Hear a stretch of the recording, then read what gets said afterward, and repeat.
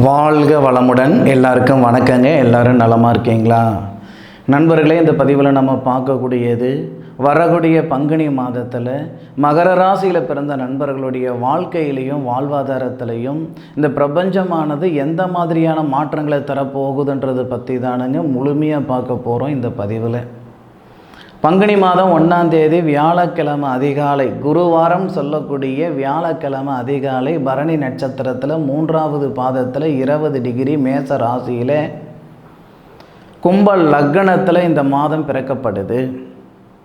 அப்பேற்பட்ட தருணத்தில் மகர ராசியாதிபதின்னு சொல்லக்கூடிய சனி பகவான் ராசிக்கு 2வது பாவகத்தில் இருந்து 4வது பாவகத்தை பார்க்கக்கூடிய தருணத்தில் 4வது பாவகத்துக்கு அதிபதி உங்களுடைய ராசிநாதனோட சேரக்கூடிய அற்புதமான ஒரு தருணம்.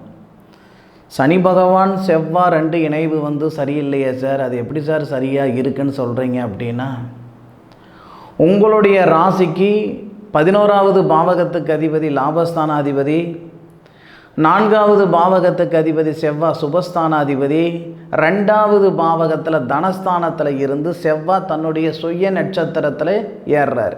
தன்னுடைய சுய நட்சத்திரத்தில் செவ்வாய் சனியுடன் சேர்ந்தாலும் சனி பகவானுடைய ஆதிக்கத்தில் இருந்தாலும் தன்னுடைய சுய நட்சத்திரத்தில் அவிட்டம் நட்சத்திரம் 3வது பாதத்தில் 300 டிகிரியிலிருந்து 307 டிகிரிக்கு வரைக்கும் வரார். பிறகு ராகு பகவானுடைய நட்சத்திரம். எது எப்படி இருந்தாலும் இந்த மகர ராசி நண்பர்களுக்கு இருக்கக்கூடிய அந்த மன அழுத்தம் இந்த பங்குனி மாதம் 7 தேதிக்குள்ளாரவே சரியாகிறதுக்கு வாய்ப்புகள் இருக்குது. உழைப்பு மட்டுமே போட்டுக்கிட்டு இருக்கிறனே உயர்வு இல்லையே, கஷ்டம் மட்டுமே படுறனே கஷ்டத்துக்கு தகுந்த பலன் இல்லையே, யாரோ பிழைக்கிறதுக்கு நான் கஷ்டப்பட்டுட்டு இருக்கிறனே அப்படின்னு சங்கடப்பட்டு இருக்கிற மகர ராசி நண்பர்களுக்கு நிச்சயம் ஒரு மனமாற்றம் வர மாதிரி ஒரு சூழ்நிலைகள் இந்த பிரபஞ்சம் உருவாக்கி கொடுக்கும். அதுபோக சூரிய பகவான் மகர ராசிக்கு 8வது பாவகத்துக்கு அதிபதி, அதாவது மாத கிரகன் சொல்லக்கூடிய சூரிய பகவான் மகர ராசிக்கு 3வது பாவகத்தில் தக்ரியஸ்தானம் சகோதர ஸ்தானத்தில் குரு பகவானுடைய சாரம் புரட்டாதி நட்சத்திரம் சொல்லக்கூடிய குபேரர் பிறந்த நட்சத்திரத்தில் 4வது பாதத்தில் அவர் 3 நாட்கள் வரைக்கும் வரப்போகிறார். 3 நாள்ன்றதை விட 4 நாட்கள், பங்குனி மாதம் 1ஆம் தேதியிலிருந்து பங்குனி மாதம் 4ஆம் தேதி வரை. அப்போ சூரியனுடைய பார்வை உங்களுடைய ராசிக்கு 3வது பாவகத்தில் இருக்கக்கூடிய சூரியன் குரு பகவானுடைய சாரம் வாங்கி உங்களுடைய ராசிக்கு 9வது பாவகத்தை பார்க்குறார். அப்போது பூர்வ புண்ணிய ஸ்தானங்கள் சுத்தமாகும். எனக்கு பூர்வ புண்ணிய சாபம் இருக்குன்னு சொல்லியிருக்கிறாங்களே சார், எங்கள் வீட்டில் அண்ணன் தம்பிங்க 4 பேர் நாங்கள், ஒருத்தருக்கும் கல்யாணம் நடக்கலை, கல்யாணம் நடந்தது குழந்தை பாக்கியம் வரல, கஷ்டம் மட்டும் பட்டுக்கிட்டு இருக்கிறோம், கஷ்டத்துக்கு அந்த பலன் இல்லைன்னு சங்கடப்பட்டுட்டு இருக்கிற நண்பர்களுக்கு தன்னுடைய பூர்வ புண்ணியஸ்தானத்தில் இருக்கிற சங்கடங்கள் எல்லாமே குபேரர் பிறந்த நட்சத்திரத்தில், அதாவது புரட்டாதி நட்சத்திரத்தில் குரு பகவான் ஏறி செயல்படும் தருணத்தில் பங்குனி 1ஆம் தேதியிலிருந்து பங்குனி மாதம் 4ஆம் தேதிக்குள்ளாரவே இந்த மாதிரியான ஒரு சங்கடங்கள் சரியாகிறதுக்கு வாய்ப்புகள் ஏற்படுத்திடும். இன்னும் ஒரு சில நண்பர்களுக்கு பங்குனி மாதம் 1ஆம் தேதியிலிருந்து பங்குனி மாதம் 7ஆம் தேதி வரை, அதாவது புத்திரஸ்தானாதிபதின்னு சொல்லக்கூடிய கிரகம் சுக்கிரன் உங்கள் ராசிக்கு 2வது பாவகத்தில் உங்களுடைய ராசிநாதன் சனியுடன் சேர்ந்து உங்களுடைய ராசிக்கு 2வது பாவகத்தில் இருக்கக்கூடிய தருணத்தில் 9ஆம் தேதிக்குள்ளார, பங்குனி மாதம் 1ஆம் தேதியிலிருந்து 9ஆம் தேதிக்குள்ளார உறுதியாக ஒரு சில நண்பர்களுக்கு புத்திர வளர்ச்சி பெறுகிறதுக்கான வாய்ப்புகளை கொடுக்க போகுது இந்த பிரபஞ்சம். 4ஆம் தேதியிலிருந்து 18ஆம் தேதி வரை ராகு பகவானுடைய நட்சத்திரத்தில் தானுங்க சூரியன் வரப்போகிறார்.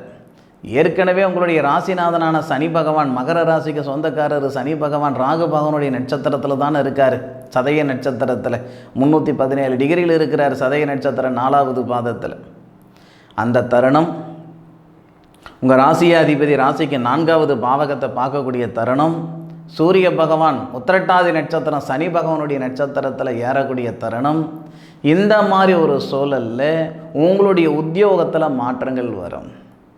வேலை வாய்ப்பே இல்லாமல் சிரமப்பட்டுட்டு இருக்கிறேனுங்க, எதை சாப்பிட்டா என் பித்தம் தெளிகின்ற அளவுக்கு இருந்துக்கிட்டு இருக்கிறேனுங்க, இருக்கலாமா இருக்க வேணாமான்ற மனநிலையில் நான் இருந்துக்கிட்டு இருக்கிறேனுங்கன்னு சங்கடப்பட்டுட்டு இருந்தால், உண்மையாகவே சொல்கிறேனுங்க, இந்த பங்குனி மாதம் 4ஆம் தேதியிலிருந்து பங்குனி மாதம் 18ஆம் தேதி வரை சூரிய பகவான் சனி பகவானுடைய சாரம் வாங்கிறதுனால, உத்திரட்டாதி நட்சத்திரம் வாங்கிறதுனாலையும், சனி பகவான் சூரிய பகவானுடைய வீட்டை பார்க்கறதுனாலையும் கண்டிப்பாக உத்தியோக உயர்வு ஏற்படுத்தும்.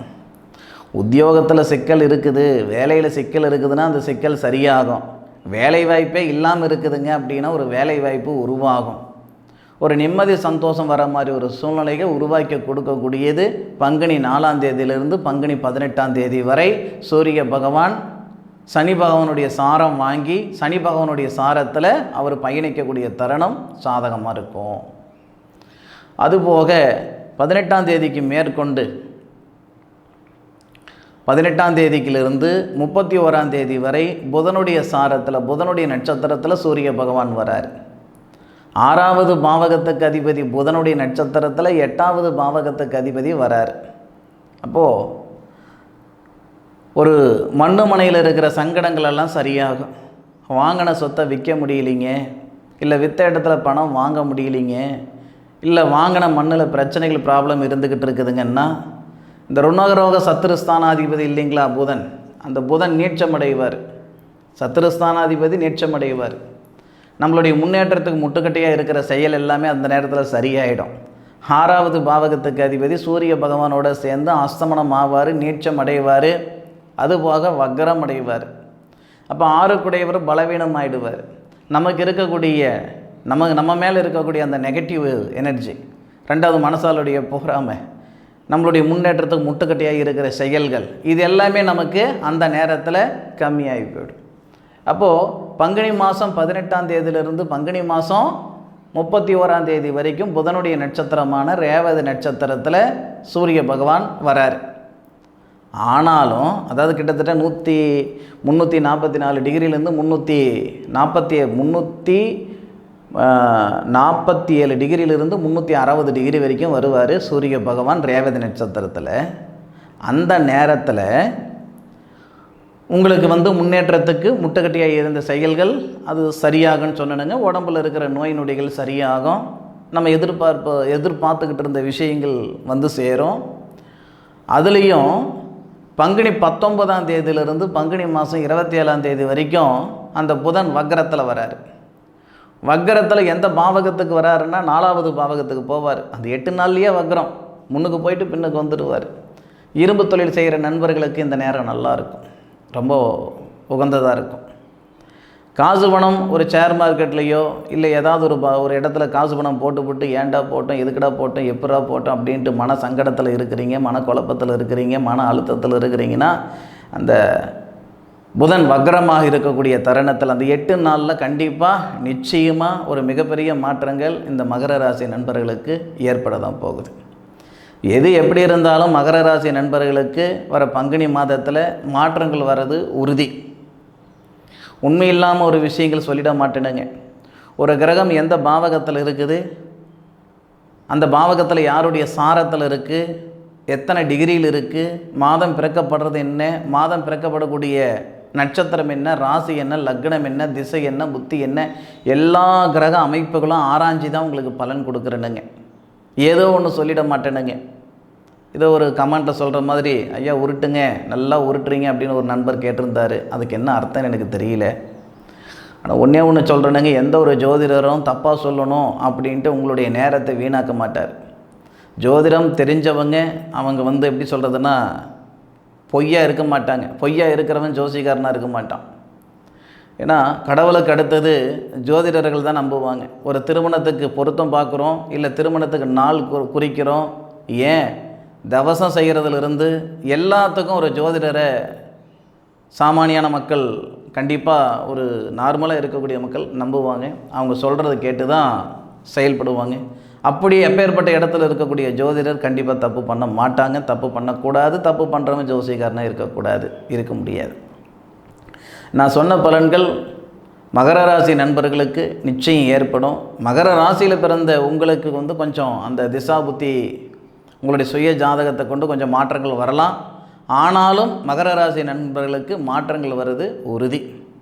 என்னுடைய காணொலியை முழுமையாக பார்த்ததுக்கு மனசில் இருந்து மனமார்ந்த நன்றிகளை சொல்லிக்கிட்டு மீண்டும் அடுத்த ஒரு அற்புதமான தருணத்தில் உங்கள் அனைவரையும் சந்திக்கும் வரை உங்களிடமிருந்து விடைபெறுவது உங்கள் வீட்டு ஜோதிட நண்பனான மா காளிதாஸ் மணிகண்டன். திருச்சிற்றம்பலம்.